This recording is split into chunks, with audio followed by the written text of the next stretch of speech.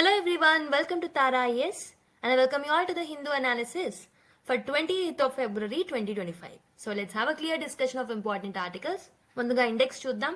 Almost 5 articles మనము mains articles లో pick చేసుకోవడం జరిగింది and other 5 articles are from prelims అనమాట. అయితే మెయిన్స్ ఆర్టికల్స్ లో ఏదైతే ఫస్ట్ వన్ ఉందో this is for your homework and I'm mentioning the article link in the description box. అంటే ఈ particular election commission of India యొక్క న్యూ అపాయింట్మెంట్ ప్రాసెస్, దాంట్లో ఉన్న controversies, what are the limitations, అవన్నీ నేను ఒక స్పెసిఫిక్ వీడియోలో నేను చెప్పాను కాబట్టి I'm mentioning that particular link in the description box. Kindly click that and watch that. Okay, so కాబట్టి ఫస్ట్ ఆర్టికల్ నేను డిస్కస్ చేయను క్లాస్లో, మిగతా 4 ఆర్టికల్స్ డీటెయిల్ గా డిస్కస్ చేస్తాను. దీంతో పాటు all the prelims articles along with the keywords glossary, ఇవన్నీ మనం డిస్కస్ చేస్తాం. Okay, so let's have a discussion on all of them in detail. So let's start the video.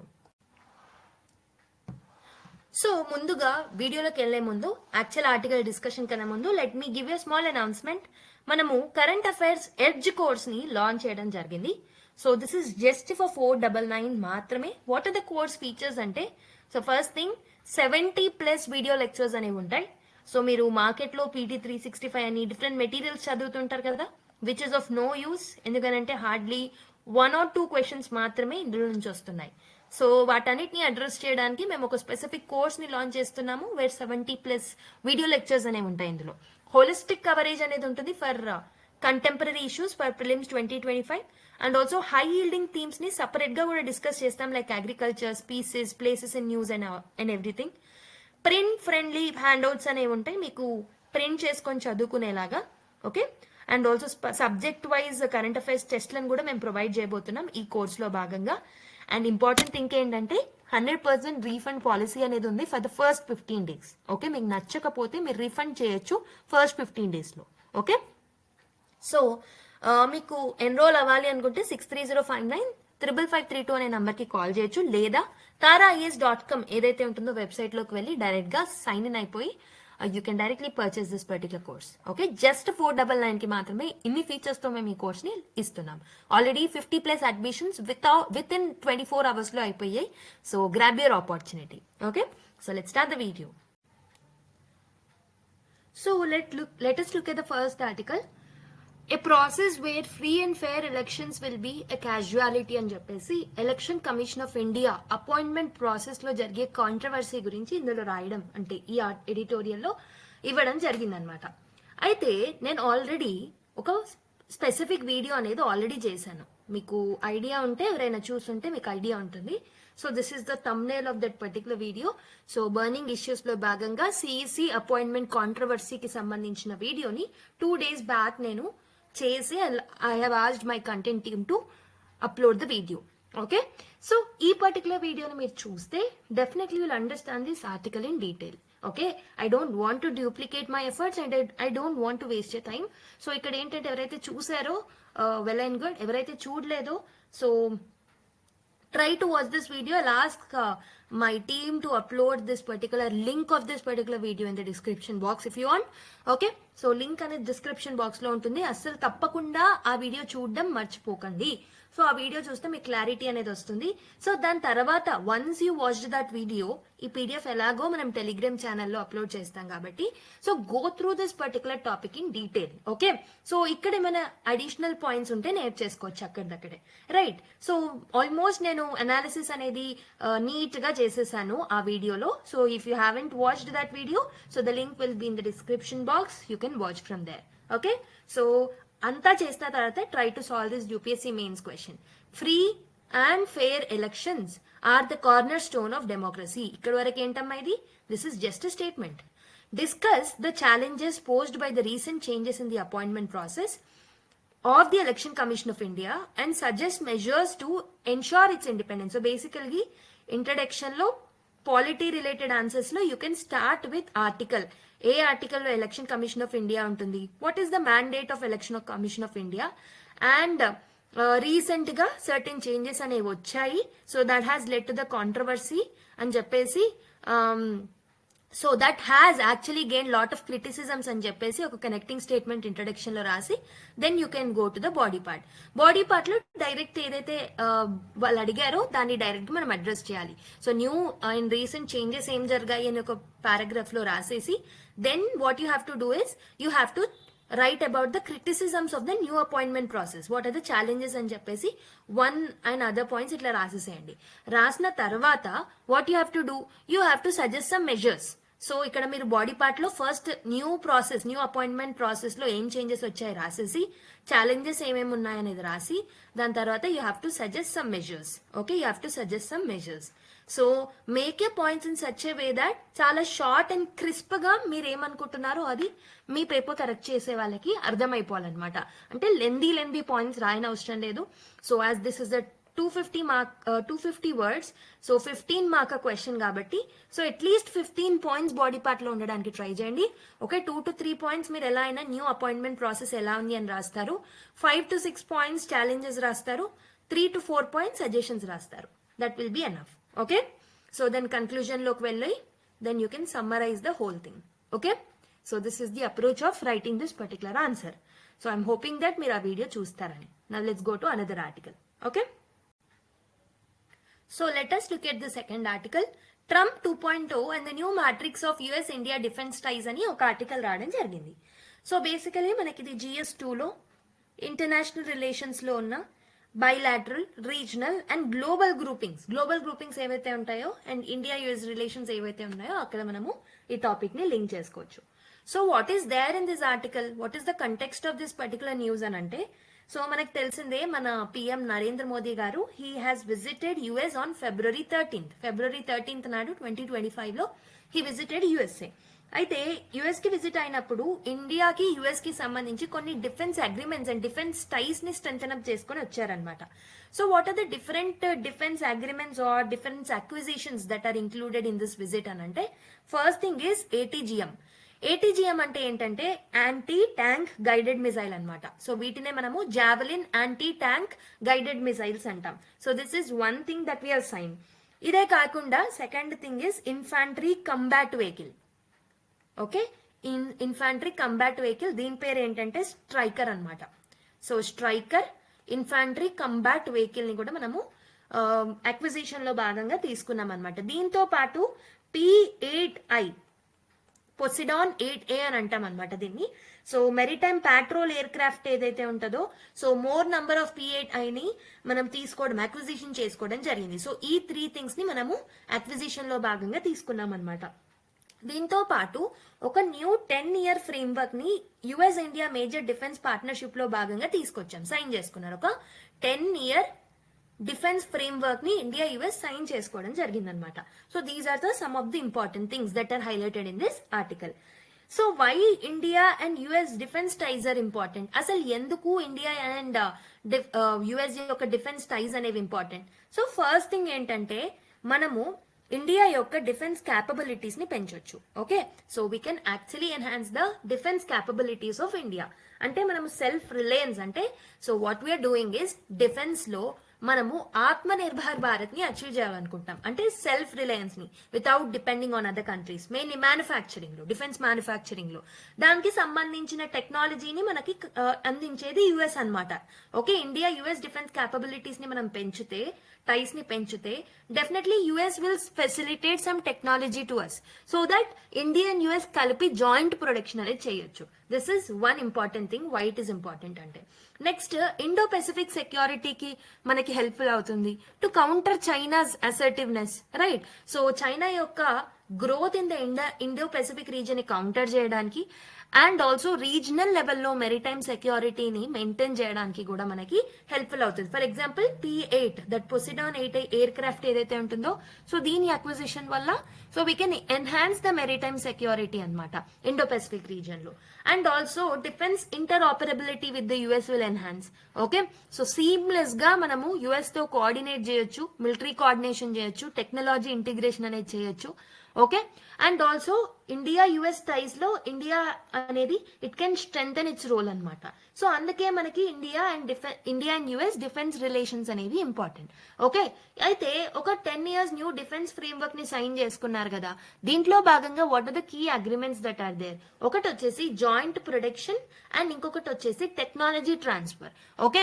అయితే ఇండియా అండ్ యుఎస్ కలిపి Javelin missiles, నేను starting లో చెప్పాను కదా, javelin missiles ని కో ప్రొడ్యూస్ చేయబోతున్నాం అనమాట.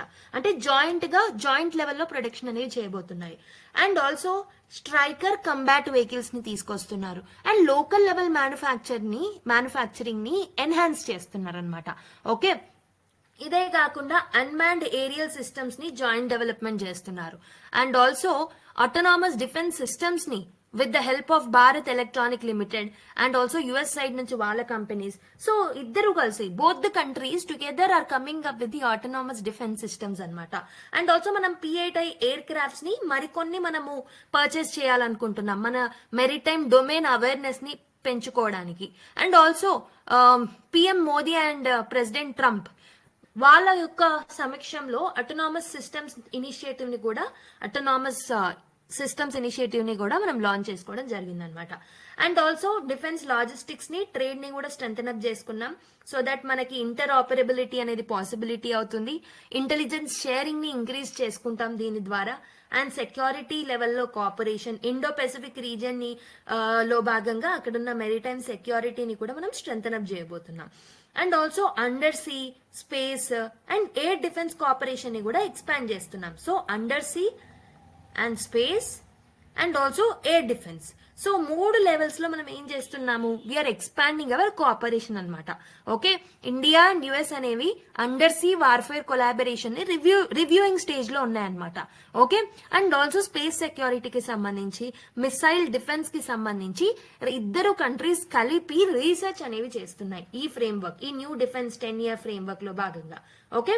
సో దానివల్ల ఏమవుతుంది, ఇండియా యుఎస్ రిలేషన్స్ అనేవి స్ట్రెంథెన్ అప్ అవుతాయి mainly in the defence sector. Okay. But there are some challenges, కొన్ని ఛాలెంజెస్ అనేవి ఉన్నాయి డిఫెన్స్ సెక్టర్ లో భాగంగా. సో టెక్నాలజీ ట్రాన్స్ఫర్ ఇష్యూస్ ఉన్నాయన్నమాట. ఓకే. సో ఈ జాయింట్ స్టేట్మెంట్ ఏదైతే ఉంటుందో, ఈ జాయింట్ స్టేట్మెంట్ లో జనరల్ ఎలక్ట్రిక్ ఏరోస్పేస్ గురించి మాట్లాడలేదు ఇక్కడ. Okay. That is one thing that is not in favour. ఇంకొక ఛాలెంజ్ ఏంటంటే uncertainty in the US commitment to 80% transfer of technology to Hindustan Aeronautical Limited. So basically Hindustan Aeronautical Limited ki 80% technology transfer చేయాలి అనే commitment ని పూర్తి లెవెల్లో ఒప్పుకోలేదన్నమాట US. Okay. And also France Rafale deal లో కూడా similar kind of past issues అనేవి మనకు ఉండినవి. And constraints on integrating F-35 Lightning 2 fighter aircrafts అనమాట. So Trump suggested India would purchase F-35 fighter jets. కానీ కొన్ని ఛాలెంజెస్ అనేవి ఉన్నాయి. ఒకటి వచ్చేసి per unit of F-35 is costing almost $80 million అనమాట. $80 million. ఇంత కాస్ట్ అంటే చాలా ఎక్కువ అవుతుంది మనకి. అండ్ ఆల్సో ఇన్ఫ్రాస్ట్రక్చర్ గ్యాప్స్ ఉన్నాయన్నమాట ఇండియాలో దాన్ని అడాప్ట్ చేసుకోవడంలో. అండ్ మనకి దాన్ని మెయింటైన్ చేయాలన్నా we don't have that supply chain support, okay, for repairing F-35 if there is any problem in the future. And also monitoring policies కి సంబంధించి కూడా యుఎస్ అనేది చాలా స్ట్రింజెంట్ పాలసీస్ ని ఇంపోజ్ చేస్తుంది అనమాట ఎండ్ యూజర్స్ కి. సో అది కూడా ఒక problem. So F-35 fighter jets ని మనం పర్చేస్ చేసినప్పటికీ there are lot of problems are involved in that. Okay. And also IAF fleet కూడా చాలా స్లోగా మోడర్నైజ్ అవుతుంది. అంటే ట్రెడిషనల్ వెపనరీ, ట్రెడిషనల్ ఎక్విప్మెంట్ ని మాత్రమే ఇప్పటికీ వాడుతున్నారు. సో మనము అవుట్డేటెడ్ MiG-21 స్క్వాడ్రన్స్ వీటిని రిప్లేస్ చేయట్లేదు అనమాట. ఓకే. అండ్ ఆల్సో 114 జెట్స్ అనేవి ఏవైతే మనం యూజ్ చేస్తున్నామో under MMRCA project, that is medium fighter aircraft project. So they are also remaining uncertain. అంటే మనం ట్రెడిషనల్ వెపనరీకే ఎక్కువ ప్రాధాన్యత ఇస్తున్నాం ఇప్పటికీ. సో స్లోగా మోడర్నైజ్ అవుతున్నాం. That is another problem with respect to this. And also political uncertainty కూడా ఉంది. సో బేసికలీ యుఎస్ లో ఫ్రీక్వెంట్ గా లీడర్షిప్ చేంజ్ అవ్వడం వల్ల డిఫెన్స్ అగ్రిమెంట్స్ అనేవి మధ్యలోనే ఆగిపోతున్నాయి అనమాట. కాబట్టి ఒకవేళ ఇండియా అనేది యుఎస్ మీద డిపెండ్ అయి ఉంటే టెక్నాలజీ ట్రాన్స్ఫర్స్ కి సంబంధించి మనము స్ట్రాటజిక్ అటానమీని లూజ్ అవుతాం అనమాట లాంగ్ టర్మ్ లో. So that is another problem. Okay, ఈ ప్రాబ్లమ్స్ ని అధిగమించడానికి ఎలాంటి సొల్యూషన్ తో మనం ముందుకు వస్తే బాగుంటుంది? ఒకటి వచ్చేసి టెక్నాలజీ ట్రాన్స్ఫర్ అనేది ఫాస్ట్ గా చేసుకునేలాగా చేయాలన్నమాట. ఓకే, స్ట్రాంగ్ టర్మ్స్ ని మనం టెక్నాలజీ ట్రాన్స్ఫర్ ఆఫ్ టెక్నాలజీలో తీసుకురావాలన్నమాట. ఎందుకు? బికాస్ ఇప్పుడే నేను చెప్పాను, పొలిటికల్ లీడర్స్ లో చేంజెస్ మనం చూస్తున్నాం. సో వాటి నుంచి మనం కాపాడుకోవడానికి in order to protect our self, so definitely we have to ensure faster transfer of technology అనమాట. And also joint defence research and indigenous production ఏదైతే ఇప్పుడు జరుగుతుందో దాన్ని ఇంకాస్త ఎక్స్పాండ్ చేయాల్సిన అవసరం అయితే ఉంది. ఓకే, సెల్ఫ్ రిలయన్స్ ని అండ్ ఆల్సో ద ప్రొక్యూర్మెంట్ ని రెండింటిని ప్రాపర్ గా బ్యాలెన్స్ చేసుకోవాలి. దేనికి ఎక్కువ ప్రయారిటీ అనేది ఇవ్వకూడదు అనమాట.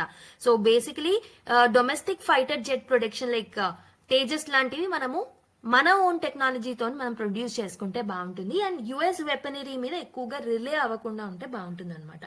నెక్స్ట్, డిఫెన్స్ ఇన్ఫ్రాస్ట్రక్చర్ ని ఇంకాస్త స్ట్రెంగ్ అప్ చేసుకోవాలి.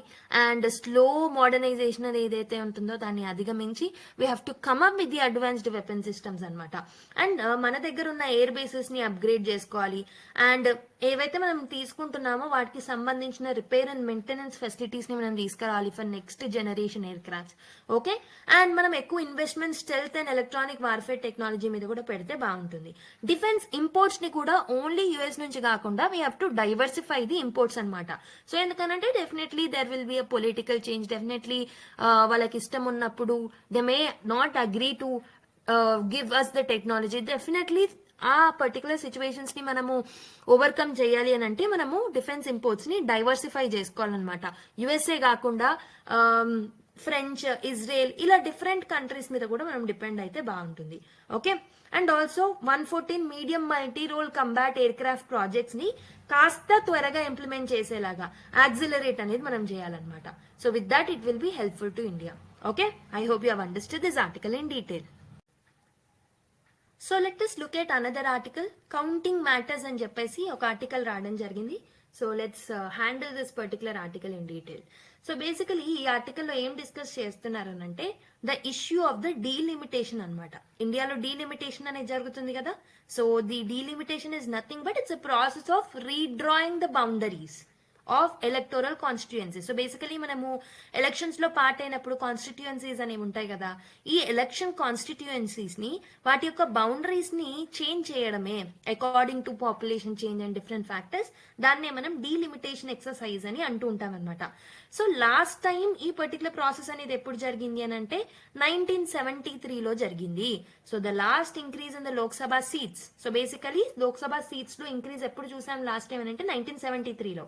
అప్పటి నుంచి ఏంటంటే నంబర్ ఆఫ్ కాన్స్టిట్యుయెన్సీస్ ఏవైతే ఉన్నాయో అవి ఇప్పటికీ కూడా సేమ్ గా ఉన్నాయి. So this is almost based on 1971 census ప్రకారమే ఇవి ఉన్నాయన్నమాట. కానీ ఇప్పుడు ఏంటంటే 1971 ఎక్కడ, 2025 ఎక్కడ? డెఫినెట్లీ దాని తర్వాత 2011 సెన్సెస్ కూడా మనకు ఉండింది, లేటెస్ట్ వన్. సో కానీ 1971 సెన్సెస్ ఆధారంగా జరిగిన కాన్స్టిట్యుయెన్సీస్ రీడ్రాయింగ్ ఏదైతే ఉంటుందో అదే ఇప్పటికీ కూడా మనం ఫాలో అవుతున్నాం అనమాట.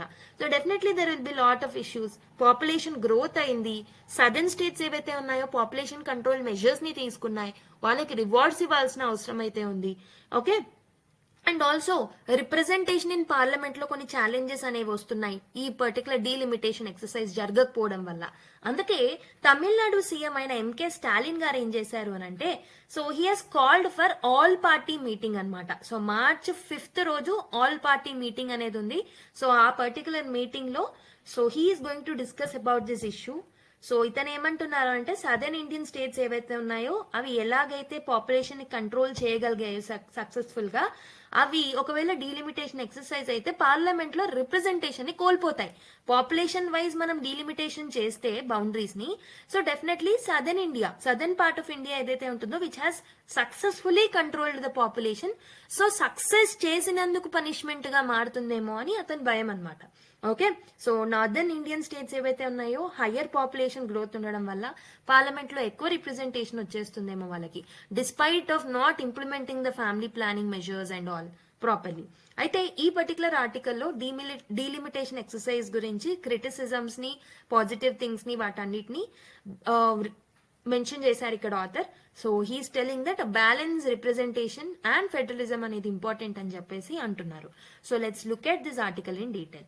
సో బేసికలీ సిలబస్ లో మనకి ఎక్కడ ఇంపార్టెంట్ అవుతుంది ఈ ఆర్టికల్ అని అంటే GS2 లో Indian constitution, evolution, features, amendments and significant provisions, వీటన్నిటితో మనం లింక్ చేసుకోవచ్చు. అయితే డీలిమిటేషన్ ఎక్సర్సైజ్ గురించి ఎక్కడ మెన్షన్ చేసింది, what is the legal background of it.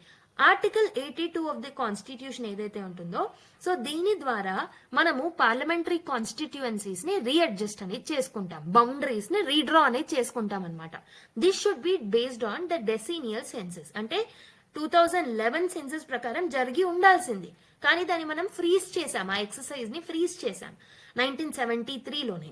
So delimitation అనేది 4 times మాత్రమే, ఇండిపెండెన్స్ వచ్చిన నుంచి 4 times మాత్రమే కండక్ట్ చేశారు. 1952లో, దాని తర్వాత ఆల్మోస్ట్ 10 years కి 1963, ఆల్మోస్ట్ 10 years కి 1973, మళ్ళీ గ్యాప్ ఎక్కువ వచ్చి 2002, ఇలా మనం ఓన్లీ 4 times మాత్రమే కండక్ట్ చేసుకున్నాం అనమాట.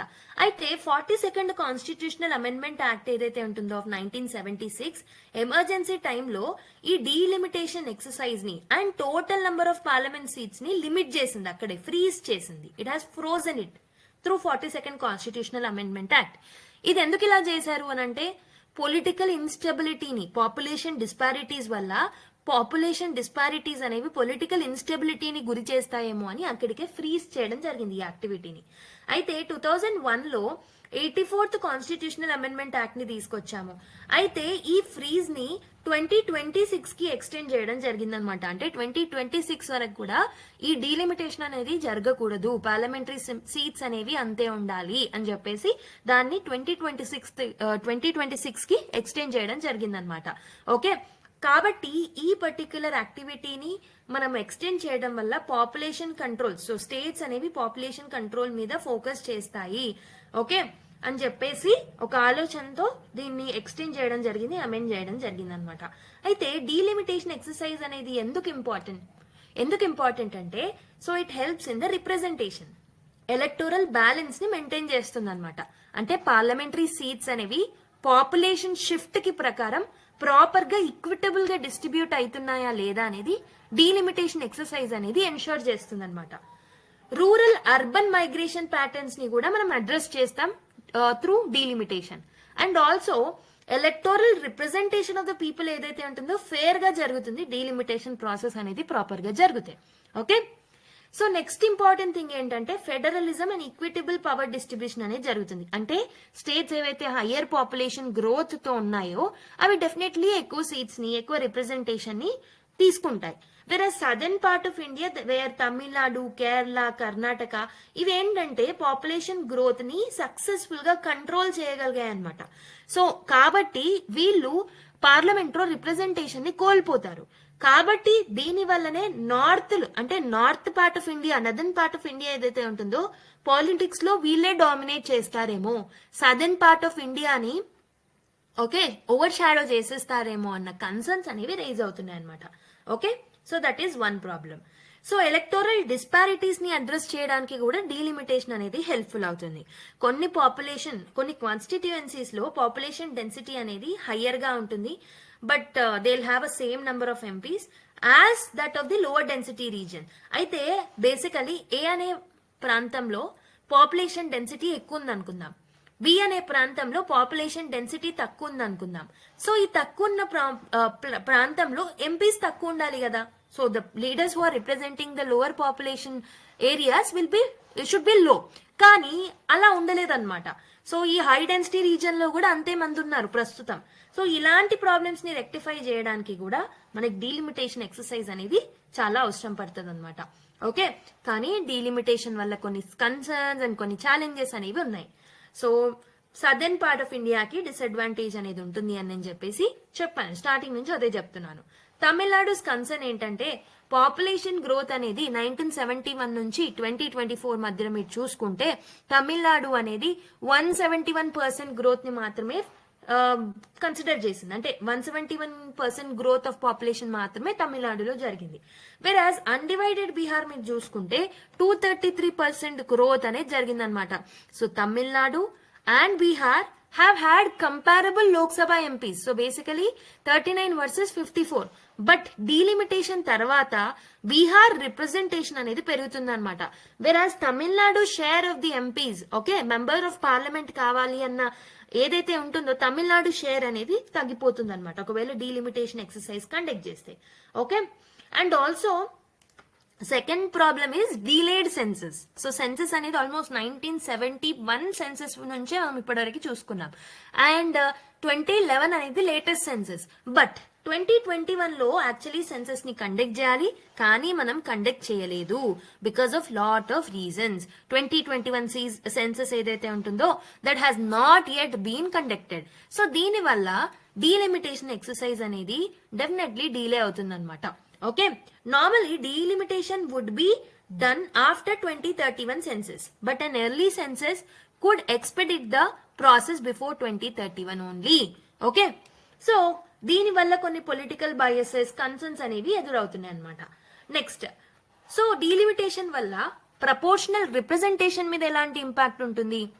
అయితే హోమ్ మినిస్టర్ అమిత్ షా గారు ఏం చెప్తున్నారనంటే, he's telling that no reduction on a pro rata basis for southern states అని చెప్పేసి అంటున్నారనమాట. అంటే సో ప్రపోర్షనల్ రిప్రజెంటేషన్ లో ఎలాంటి ప్రాబ్లం అనేది సదర్న్ స్టేట్స్ కి ఉండదు అని చెప్పేసి ఆయన హామీ ఇస్తున్నారు. కానీ there is a lack of clarity. ఈ ప్రపోర్షన్స్ అనేవి, ఈ ప్రపోర్షనల్ రిప్రజెంటేషన్ అనేది డీలిమిటేషన్ తర్వాత కూడా అలానే రిటైన్ అవుతుందా, వెళ్ళిపోతుందా అనే క్లారిటీ అనేది లేదనమాట. Okay, and also the principle of federalism ఏం చెప్తుంది? ప్రపోర్షనల్ రిప్రజెంటేషన్ ని మెయింటైన్ చేయాలి అని చెప్పేసి the principle of federalism suggest, right? ఎందుకు? అక్రాస్ ద స్టేట్స్ అందరికి బ్యాలెన్స్ ఆఫ్ పవర్ అనేది ఇంపార్టెంట్. ఎందుకనంటే India is a diverse country, lot of cultures ఉంటాయి. ఒక్కొక్క స్టేట్ రిప్రజెంటేషన్ కూడా వెరీ వెరీ ఇంపార్టెంట్. ప్రతి స్టేట్ రిప్రజెంటేషన్ అనేది ఇంపార్టెంట్. లేదంటే వాళ్ళ కల్చర్ అనేది ఓవర్ షాడో అయిపోతుంది. That will be a problem. కాబట్టి ద ప్రిన్సిపల్ ఆఫ్ ఫెడరలిజం ని మనము ఫాలో అవ్వాల్సిన ఓకే సమయం అయితే మనకు ఉందన్నమాట. North south power shift, northern states ఏవైతే ఉన్నాయో డెఫినెట్లీ వాళ్ళు ఎక్కువ సీట్స్ ని గెయిన్ చేసుకుంటాయి. ఓకే, డెఫినెట్లీ పాలిటిక్స్ అనేవి it will turn towards the northern part of India.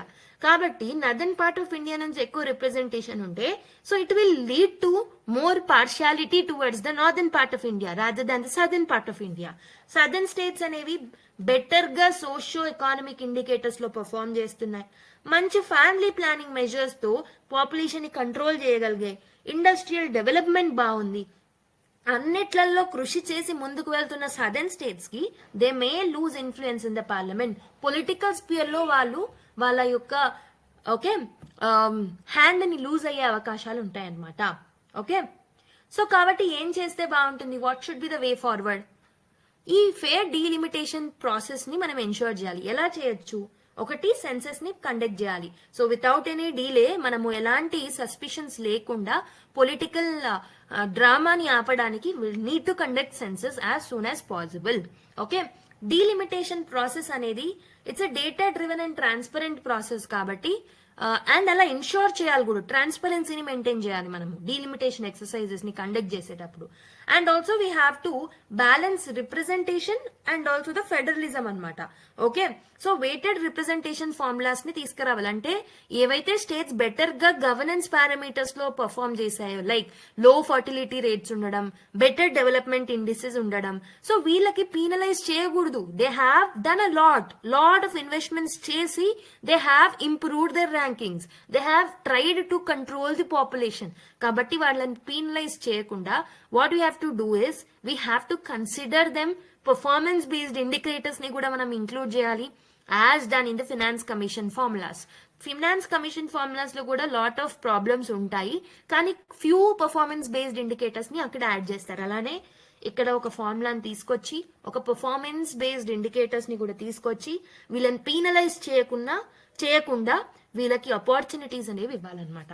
Okay, and we have to maintain the federal harmony. దాంతో పాటు సీట్ రీడిస్ట్రిబ్యూషన్ అనేది బ్యాలెన్స్ చేయాలన్నమాట. నెక్స్ట్ ఏంటంటే స్టేట్ రిప్రజెంటేషన్ ని కూడా మనం స్ట్రెంథెన్ అప్ చేసుకోవాలి. రాజ్యసభ సీట్స్ ని ఇంక్రీజ్ చేసి ఓకే ఫర్ ద స్టేట్స్, ఎందుకనంటే లోక్సభలో రిప్రజెంటేషన్ ని కోల్పోతారు కాబట్టి ఈ లాస్ ని కంపెన్సేట్ చేయడానికి రాజ్యసభ సీట్స్ ని ఇంక్రీజ్ చేస్తే కూడా బాగుంటుంది అనమాట. అండ్ ఆల్టర్నేటివ్ మోడల్స్ ఏమైనా ఉన్నాయా, లైక్ అడిషనల్ సీట్స్ ని కొన్ని స్టేట్స్ కి ఎవరైతే బెటర్ పర్ఫార్మ్ చేశారో అలాంటి స్టేట్స్ కి అడిషనల్ సీట్స్ ని మనం అలొకేట్ చేయొచ్చా, ఏదైనా ఇంకేమైనా ఆల్టర్నేటివ్ మోడల్ ఉందా అనేది మనం ఎక్స్ప్లోర్ చేయాలన్నమాట.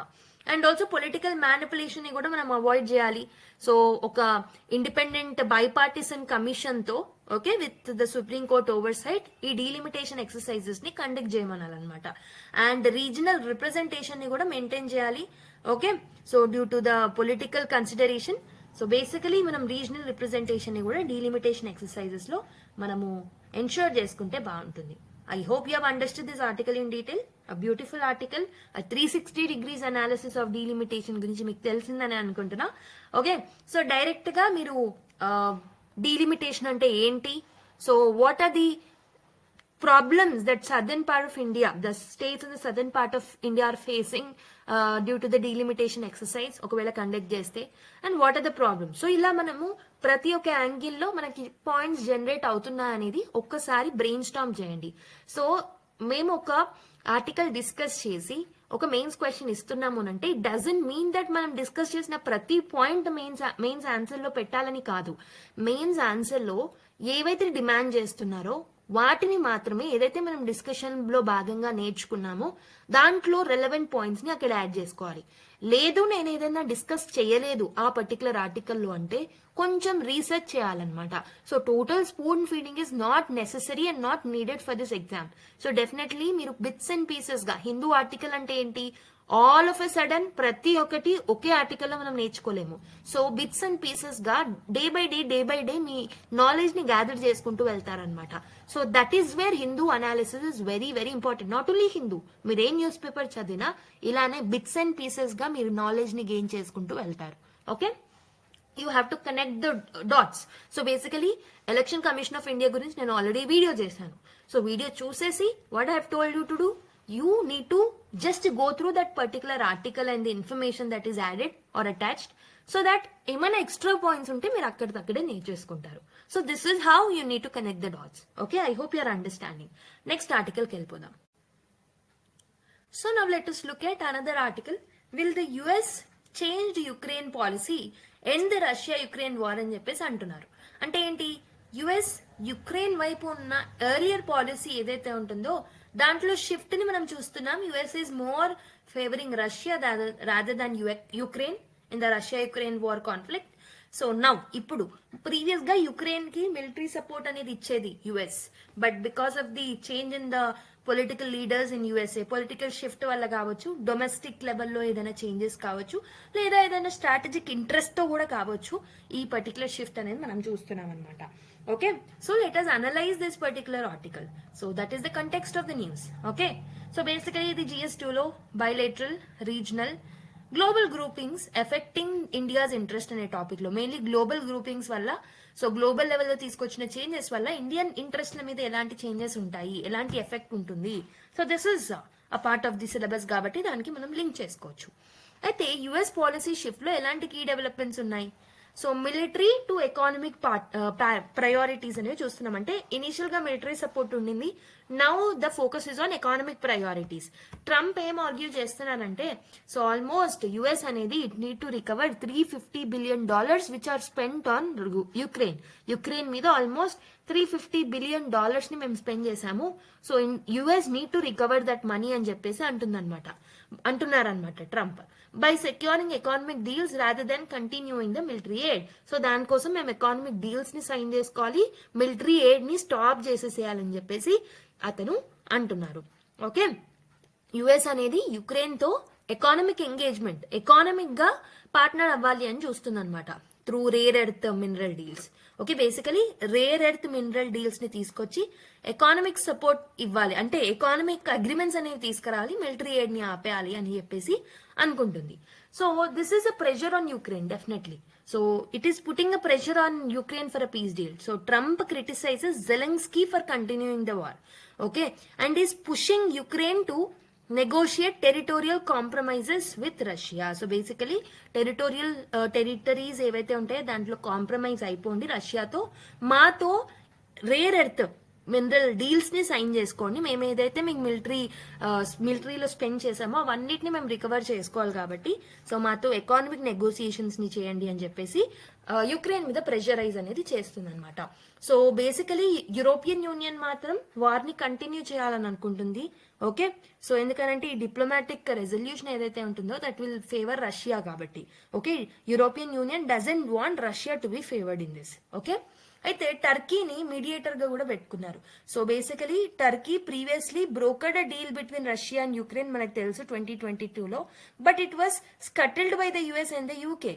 Okay, so Riyadh meeting signals a potential revival of the diplomatic efforts, although Ukraine remains resistant to the territorial losses. So basically, Riyadh meeting, Russia and US ki sambandhinchina vallu edaithe meeting pettukunnaru Riyadh lo, so that is telling that is showcasing that Ukraine అనేది territorial దాని యొక్క territories ని loose అయ్యే అవకాశాలు ఉన్నాయని, కానీ Ukraine is remaining resistant అనమాట. It doesn't want to lose the territories. Okay, ఈ పర్టికులర్ పాలసీ షిఫ్ట్స్ వల్ల ఎలాంటి జియోపొలిటికల్ సిగ్నిఫికెన్స్ ఉంటుంది? So US strategy in the changing global order. Okay, so US అనేది వార్ ని ఒక బ్లాక్ హోల్ ఆఫ్ ఫండ్స్ లాగా చూస్తుంది అనమాట. Okay, so basically military gains ఏవైతే ఉంటాయో అవి చేసుకోవాలనుకుంటుంది from the Ukraine. Trump's peace through economy approach indicates a realignment of the US foreign policy. So this is where we are seeing a shift in the foreign policy of the US అనమాట. అంటే peace talks ద్వారా economical approach తో ముందుకెళ్తుంది అనమాట. So it is dealing with the peace through economy అనమాట. Okay, so strategic control, resource control చేయాలనుకుంటుంది Ukraine లో. So what will be the impact on Europe and NATO? మరి European countries like European Union కానీ మిగతావి కానీ వాళ్ళు war ని continue చేయించాలనుకుంటున్నారు. రష్యాకి favourable గా ఒక సెటిల్మెంట్ అగ్రిమెంట్ తో ముందుకు రావద్దు అని అనుకుంటున్నారు. ఓకే, అయితే అండ్ ఇంకొకటి ఏంటంటే యూరోప్ యొక్క influence on NATO, because US అనేది నాటోని సపోర్ట్ చేయట్లేదు now after Trump came in to the power. So దీని వల్ల నాటో యొక్క ఇన్ఫ్లుయెన్స్ అనేది కూడా తగ్గిపోతుంది. So Russia's gains and strategic position. So Russia అనేది యుక్రెయిన్ తో పోలిస్తే మిలిటరీ లెవెల్లో అప్పర్ హ్యాండ్ అనేది ఉంది రష్యాకి. ఓకే, అండ్ ఆల్సో యుక్రెయిన్ కి మిలిటరీ లెవెల్ సపోర్ట్ అనేది ఇప్పటివరకు యుఎస్ నుంచి అందింది. But now because of the change in US policies definitely Ukraine అనేది కౌంటర్ అఫెన్సివ్ అప్రోచ్ తో ముందుకు రాలేదు. It will largely fail. Okay, so putting conditions for peace include Ukraine ceding territory with Zelensky refuses. So basically Ukraine లో ఉన్న కొంచెం టెరిటరీని claim చేస్తున్నారనమాట Russia వాళ్ళు. So what are the challenges? ఈ పీస్ డీల్ ని సైన్ చేయడంలో ఎలాంటి ఛాలెంజెస్ అనేవి ఉన్నాయి? సో డెఫినెట్లీ యుక్రెయిన్ అనేది it will show its resistance to territorial concessions. Okay, so వాళ్ళ టెరిటరీని seed చేసుకోవాలనుకోవట్లేదు. So they don't want the areas like Donbas. So ఇలాంటి కాన్ఫ్లిక్ట్ జోన్స్ ఇచ్చి, so this is a reason of conflict between two countries అని చెప్పేసి మనని prelims లో అడుగుతూ ఉంటారు. So try to remember. So Donbas లాంటి ఏరియాస్ ని వాళ్ళు ఓకే పొలిటికల్ ఫెయిల్యూర్ ని యాక్సెప్ట్ చేసి అది రష్యాకి ఇవ్వాలి అని వాళ్ళు అనుకోవట్లేదు. That is one challenge. Proxy war dynamics. So war అనేది యుక్రెయిన్ కి రష్యా మాత్రమే కాదు, వీళ్ళిద్దరి మాత్రమే కాదు, but it is a large NATO Russia conflict. So NATO అన్ని కంట్రీస్ ప్లస్ రష్యా, ఓకే, వీళ్ళ కాన్ఫ్లిక్ట్ అనమాట మేజర్ గా. ఓకే, అయితే ఎవరైతే నేషనలిస్ట్ అల్ట్రా నేషనలిస్ట్ గ్రూప్స్ ఉంటారో యుక్రెయిన్ లో వాళ్ళు పీస్ టాక్స్ కి ఒప్పుకోవట్లేదు అనమాట. ఓకే, సో దానివల్ల కూడా నెగోసియేషన్స్ డిఫికల్ట్ గా మారే ఛాన్సెస్ అనేవి ఉన్నాయి. So India's role as a mediator. మరి India can maintain a neutrality in the conflict కాబట్టి, సో ఇండియా యొక్క డిప్లొమాటిక్ టైస్ అనేవి బోత్ యుఎస్ఏ తో రష్యాతో ఉన్నాయి కాబట్టి, so what we have to do is we have to come up with a neutral approach అనమాట.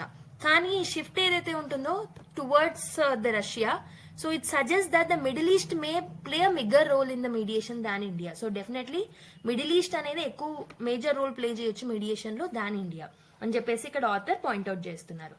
Okay, so మరి ఈ వార్ ని ఎండ్ చేయడానికి what should be the different paths ఏమేమి ఉన్నాయి?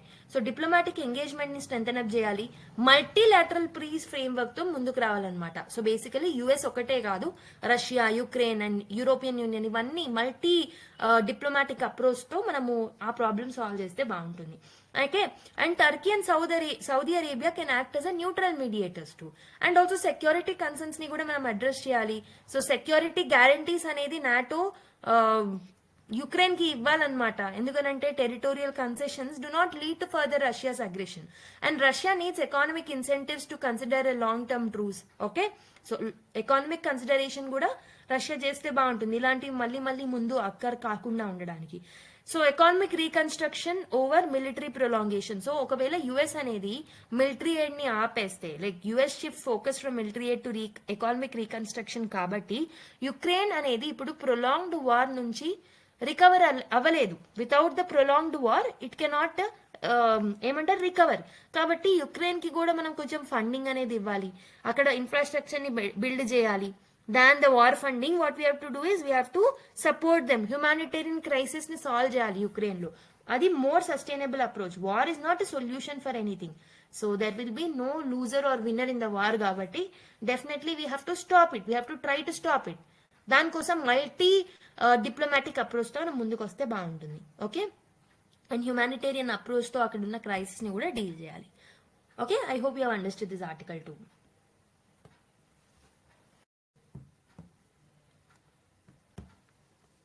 So in continuation of the earlier topic only, ఇది కూడా similar article కాబట్టి so one after the other మనం చూస్తున్నాం. Art of the deal, Donald Trump plans for peace seem apart అని చెప్పేసి ఒక ఆర్టికల్ రాయడం జరిగింది. So basically Ukraine peace deal కి సంబంధించి ఏమేమి ప్రొవిజన్స్ ఉన్నాయనేది ఈ ఆర్టికల్ లో మెన్షన్ చేశారు.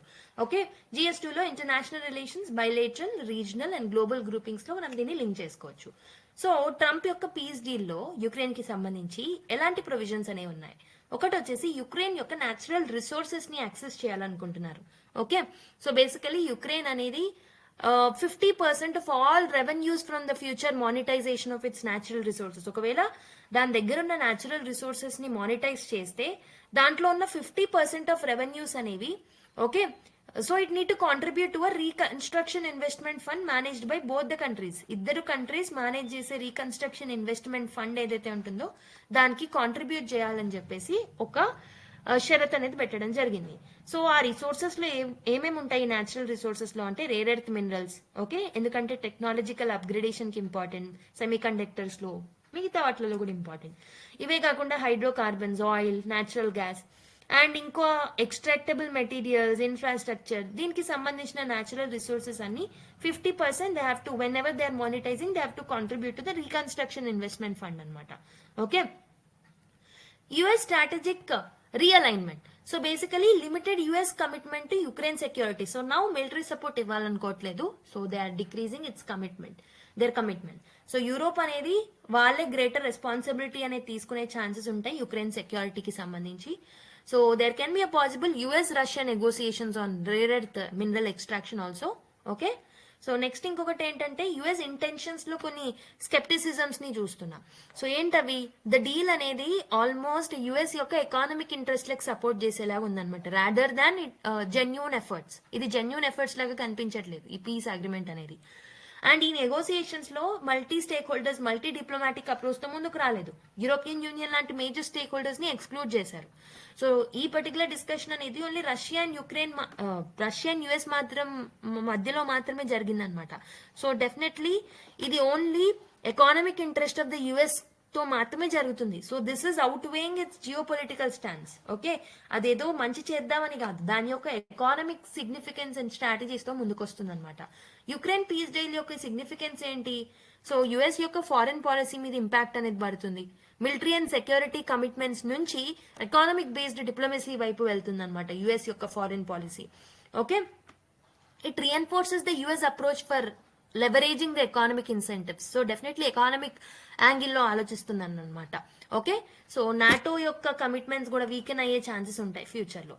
So what is the importance of rare earth minerals? మరి they are very much critical high technology industries లో, డిఫెన్స్ లో, రెన్యూబుల్ ఎనర్జీలో క్రిటికల్ ఏరియాస్ ఏవైతే ఉంటాయో వాటన్నిట్లలో మనకి రేర్ ఎర్త్ మినరల్స్ అనేవి చాలా ఇంపార్టెంట్. చైనా ఏదైతే ఉంటుందో ప్రస్తుతం రేర్ ఎర్త్ ఎలిమెంట్స్ లో డామినేట్ చేస్తుంది అనమాట. ఓకే, కాబట్టి యుఎస్ఏ అనేది డెఫినెట్లీ చైనా మీద డిపెండ్ అవ్వద్దు అనుకుంటుంది, కాబట్టి it is searching for the alternative sources అనమాట. Okay, Ukraine possesses significant rare earth minerals, కాబట్టి యుక్రెయిన్ యొక్క రేర్ ఎర్త్ ఎలిమెంట్స్ యొక్క ఆపర్చునిటీస్ ఏవైతే ఉంటాయో అవన్నీ యుఎస్ లాక్కోవాలని చూస్తుంది.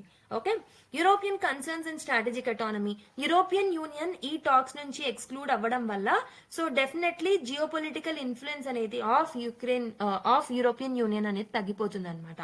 And also European dependence on US strategic decision. So basically European countries కి సంబంధించిన ఒక కాన్ఫ్లిక్ట్ లో యుఎస్ యొక్క డిసిజన్స్ అనేవి ఇంపోజ్ అవుతాయి. సో డెఫినెట్లీ యూరోపియన్ కంట్రీస్ యొక్క ఇన్ఫ్లుయెన్స్ అనేది తగ్గిపోతుంది అనమాట. Okay, so definitely defence self సఫిషియన్సీతో యూరోప్ రావాల్సిన అవసరం అయితే ఉంది. What are the challenges and what are the controversies that are there? ఒకటి వచ్చేసి యుక్రెయిన్ యొక్క సెక్యూరిటీ కన్సర్న్స్ అనేవి still they are remaining at the place.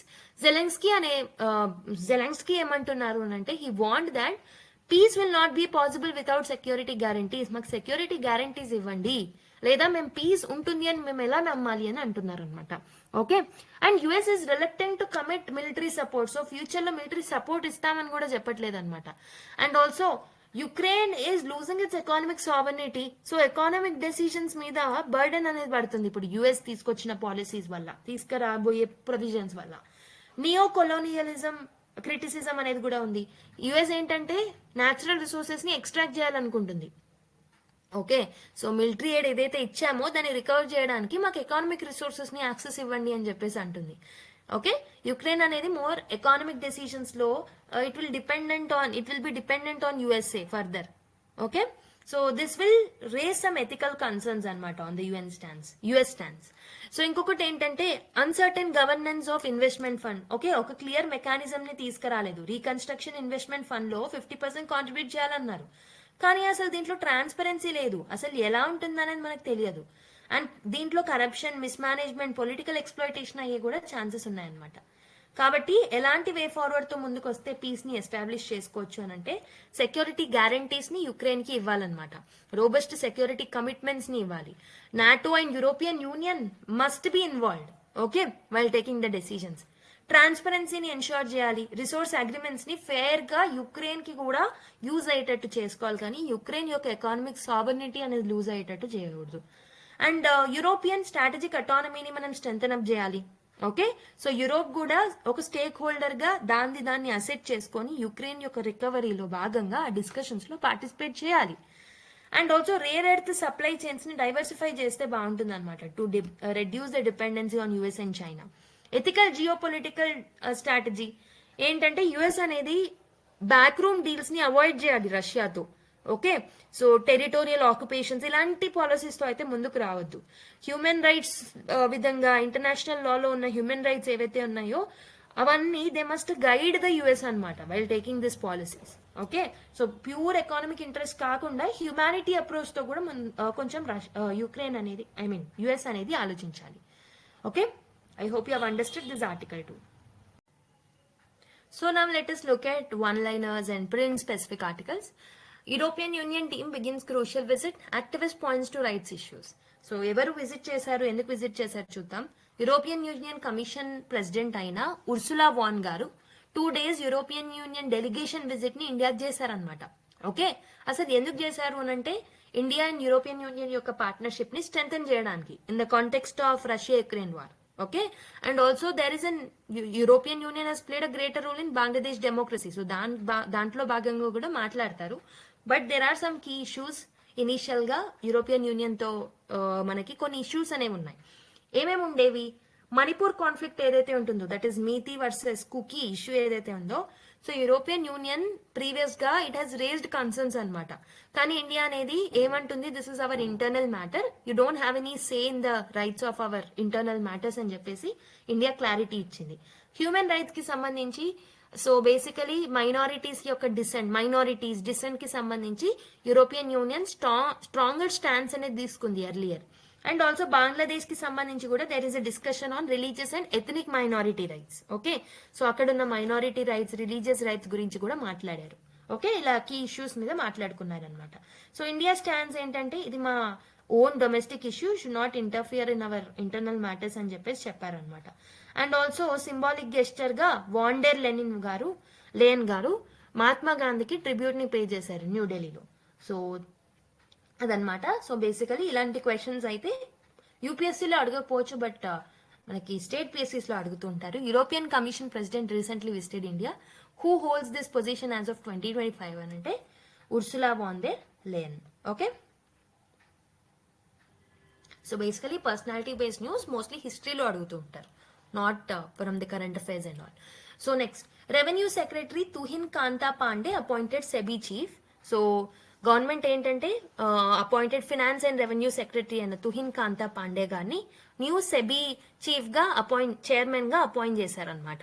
Okay, so Madhabi Puri Buch గారు ఉండే కదా, సో తనని రిప్లేస్ చేస్తూ, who completed her 3-year tenure, తనని రిప్లేస్ చేస్తూ ఇతను రావడం జరిగిందనమాట. So the role of SEBI is security and commodity markets ని రెగ్యులేట్ చేస్తూ ఉంటుంది. అండ్ ముందున్న ఆవిడ పేరు Madhabi Puri Buch. Okay, she is the first female SEBI chief అనమాట. 3 years tenure అనేది ఉంటుంది వాళ్ళకి. సో ఇతని ముందు ఎలాంటి ఛాలెంజెస్ ఉండబోతున్నాయనంటే, మార్కెట్ వాలటాలిటీ మేనేజ్మెంట్ గురించి ఇతను డీల్ చేయాల్సి ఉంటుంది. ఇన్వెస్టర్ ప్రొటెక్షన్ గురించి స్ట్రెంథన్ అప్ చేయడంలో కొన్ని స్టెప్స్ తీసుకోవాలి ఇతను. ఫినాన్షియల్ ఫ్రాడ్స్, ఇన్సైడర్ ట్రేడింగ్ ని కూడా కంట్రోల్ చేయాల్సిన ఛాలెంజెస్ అనేవి ఇతని ముందు ఉన్నాయి ఇప్పుడు. Okay, next, UGC to release norms to end caste bias in colleges and varsities అని చెప్పేసి ఒక ఆర్టికల్ రావడం జరిగింది. So basically Rohith Vemula case, Payal Tadvi cases అనేవి కొన్ని కేసెస్ ఉన్నాయి. So this has raised concerns about caste discrimination in universities. అయితే యూజీసీ అనేది కొన్ని నార్మ్స్ ని తీసుకురాబోతుంది in order to decrease or end the caste discrimination in universities. ఒకటి వచ్చేసి యాంటీ డిస్క్రిమినేషన్ నార్మ్స్ ని ఇంకొంచెం స్ట్రెంథన్ అప్ చేయాలనుకుంటుంది. ఈక్వల్ ఆపర్చునిటీ సెల్స్ ని మ్యాండేటరీ చేయాలనుకుంటుంది ఇన్స్టిట్యూషన్స్ లో. అంటే ఈ సెల్స్ ని ఖచ్చితంగా కన్స్ట్రక్ట్ చేయాలి, ఎస్టాబ్లిష్ చేయాలి ప్రతి యూనివర్సిటీ అండ్ ఇన్స్టిట్యూషన్స్ లో. అండ్ ఒకవేళ కంప్లైంట్స్ వచ్చిన యూనివర్సిటీలోని అడ్మినిస్ట్రేషన్ వీళ్ళందరూ కంప్లైంట్స్ ని రిసీవ్ చేయకపోతే లీగల్ కాన్సిక్వెన్సెస్ ఉంటాయి అని చెప్పేసి యూజీసీ క్లారిఫై చేసింది. So definitely this particular steps aligns with article 15 and article 17. So SC/ST prevention of atrocity act ని కూడా మనం స్ట్రెంథన్ అప్ చేసుకోవచ్చు because of this move. Okay, next, India's olive Ridley turtle numbers improve but climate skews sex ratio అని చెప్పేసి రావడం జరిగింది. So basically last time ఒకసారి నేను ఆలివ్ రిడ్లీ టర్టిల్స్ గురించి ఫుల్ గా ఎక్స్ప్లెయిన్ చేశాను. సో ఇక్కడ ఏముంది అని అంటే, so basically olive ridley sites కి సంబంధించి ఎక్కడెక్కడ నెస్టింగ్ సైట్స్ ఉంటాయి అని అంటే రుషికుల్యాలో ఉంటుంది, గహిర్మాత ఒడిస్సాలో. Okay, this is largest rookery అనమాట. అండమాన్ అండ్ నికోబార్ ఐలాండ్స్ లో కూడా మనకి నెస్టింగ్ సైట్స్ ఉంటాయి ఆలివ్ రిడ్లీ టర్టిల్స్ కి సంబంధించి. Okay, so basically higher temperatures వల్ల క్లైమేట్ చేంజ్ ఇంపాక్ట్ ఏముందనంటే, హయ్యర్ టెంపరేచర్స్ వల్ల more females are temperature dependent sex determination వైపు అడుగులు పెడుతున్నారనమాట ఈ ఆలివ్ రిడ్లీ టర్టిల్స్ లో ఉన్న ఫీమేల్స్. దీనివల్ల population balance of olive ridley turtles కి ఎఫెక్ట్ అనేది ఉంటుంది ఫ్యూచర్ లో. సో కన్జర్వేషన్ ఎఫర్ట్స్ ఏమేమి తీసుకున్నాం ప్రీవియస్ గా అంటే, మినిస్టర్ ఆఫ్ ఎన్వైరన్మెంట్ ఏమో ప్రాజెక్ట్ సీ టర్టిల్ ని తీసుకొచ్చింది. ఆపరేషన్ ఒలివియా అని కూడా మనం తీసుకొచ్చాము ఎర్లియర్ గా, కోస్ట్ గార్డ్ ఇనిషియేటివ్ ఇది. మెకనైజ్డ్ ఫిషింగ్ అంటే ట్రాలింగ్ ఏదైతే ఉంటుందో దాంట్లో బ్యాన్ అనేది మనం పెట్టాము in order to protect the olive ridley turtles. Okay, next, government unveils move to boost port efficiency అని చెప్పేసి ఒక ఆర్టికల్ రావడం జరిగింది. So why it is needed అంటే, India's port logistic rank is low అనమాట. అంటే బేసికలీ పోర్ట్ కి సంబంధించిన లాజిస్టిక్స్ లో ఇండియా అనేది చాలా తక్కువ స్కోర్ అనేది చేస్తుంది, తక్కువ ర్యాంక్ లో అనేది ఉంటుంది. This will be taken up by world bank అనమాట.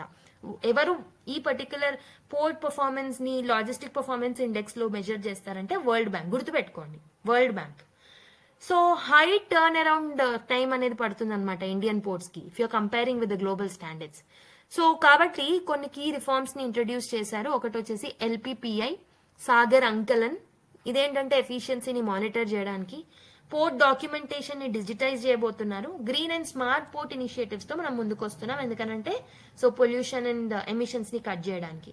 దీనివల్ల గ్లోబల్ ట్రేడ్ కాంపిటేటివ్నెస్ అనేది ఇంప్రూవ్ అవుతుంది, టర్న్ అరౌండ్ టైం అనేది తగ్గుతుంది, మెరిటైమ్ సెక్టార్ మనది ఇంప్రూవ్ అవుతుంది అండర్ సాగర్మాలా ప్రాజెక్ట్, లాజిస్టిక్ కాస్ట్ కూడా తగ్గుతుంది అనమాట. ఓకే, అప్పుడు మన ర్యాంక్ ని కూడా మనం ఇంప్రూవ్ చేసుకోవచ్చు. Okay, with that we have completed the prelims articles. So ఏంటంటే నేను ఈరోజు డైలీ 1 or 2 ఆర్టికల్స్ నేను మీ ఓన్ గా చదవడానికి నేను హోంవర్క్ ఇస్తున్నాను కదా. ఈరోజు ఆల్రెడీ నేను ఫస్ట్ ఆర్టికల్ ఎలక్షన్ కమిషన్ ఇండియాకి సంబంధించిన ఇంకో వీడియో చూడమని నేను ఇచ్చాను కాబట్టి I don't want to put more pressure on you. Okay, so let's discuss the final part, that is keywords from today's articles. ఒకటి డీలిమిటేషన్ ఆల్రెడీ చెప్పాను, this is the process of redrawing the boundaries of electoral constituencies. So ఎలా use చేస్తారనేది కూడా మీకు తెలిసిందే. The government is set to conduct new delimitation exercise after 2026 census. So neo colonialism అంటే ఏంటి? ఇది ఏంటంటే కలోనియలిజం అంటే మనకు తెలిసిందే. మరి నియో కొలోనియలిజం అంటే ఏంది? నియో అంటే new. This is the indirect control on other nation అన్నమాట. ఓకే, పవర్ఫుల్ నేషన్స్ ఏవైతే ఉంటాయో వీకర్ నేషన్స్ ని ఎక్స్ప్లాయిట్ చేస్తాయి ఇండైరెక్ట్ గా, ఎకానమికల్ గా అండ్ పొలిటికల్ గా కూడా. So for example how to use it అంటే critics are arguing that US యొక్క mineral deal with Ukraine peace deal లో భాగంగా తీసుకొచ్చిన ఈ పర్టికులర్ డీల్ లో, so this reflects neo colonialism. Okay, global resource politics లో ఇది ఒక నియో కొలోనియలిజం గా మారుతుంది అని చెప్పేసి critics are arguing. Strategic autonomy అంటే ఏంటంటే ఒక నేషన్ ఫారిన్ ఇన్ఫ్లుయెన్స్ లేకుండా డిఫెన్స్ పాలసీస్ లో మిగతా వాటిలలో ఎందులో అయినా okay without any foreign influence మనం ఇండిపెండెంట్ గా సెల్ఫ్ రిలయన్స్ గా ఉంటే దాన్ని మనం స్ట్రాటజిక్ అటానమీ అని అంటాం. Okay, India maintains strategic autonomy by balancing ties with US and also the Russia. Okay, ఒక్క కంట్రీ మీద డిపెండ్ అవ్వకుండా we have multiple relations positively with multiple countries. Okay, so that is how you need to use this particular term. Okay, I hope you have understood the keywords also. With this we have completed the discussion of the important articles from today's newspaper. So homework చేయండి, అంటే ఖచ్చితంగా video చూడండి. Already చూసిన వాళ్ళు so ఆ particular article ఏదైతే ఉంటుందో PDF లో ఆ పర్టికులర్ ఆర్టికల్ ని ఓకే స్పెసిఫిక్ గా మంచిగా చదవండి ఒకసారి. Okay, so with this we have completed the discussion. Next class లో మళ్ళీ కలుద్దాం. వీడియో నచ్చినట్టయితే లైక్ చేయండి and give your feedback through the comment box, and let's meet in the next class. Bye bye.